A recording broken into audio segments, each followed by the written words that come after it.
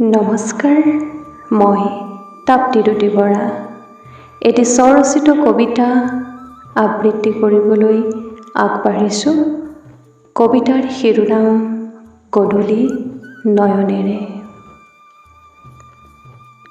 গধূলি নয়নেৰে চালো তোমাক, গধূলি নয়নেৰে চালো তোমাক।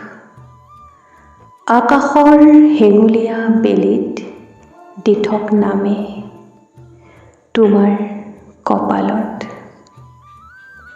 নিবিড় ছন্দেৰে গধূলিৰ পথাৰতে তোমাৰ নৃত্যত হিয়া মোৰ আলফুলে। সেউজীয়া পথাৰত নুপুৰৰ শব্দই প্ৰেমৰ সন্ধিয়া আঁকে। অভিমান কৰিবা নেকি? নে তোমাৰ কোমল হাতেৰে মোৰ হৃদয় স্পৰ্শ কৰি প্ৰভাতী কিৰণ সানিবা? পোহৰ ভাল পোৱা আশাতে টোপনি যাবা মোৰ কলিজাত, মোৰ কলিজাত। পোহৰ ভাল পোৱা আশাতে তুমি টোপনি যাবা। ধন্যবাদ।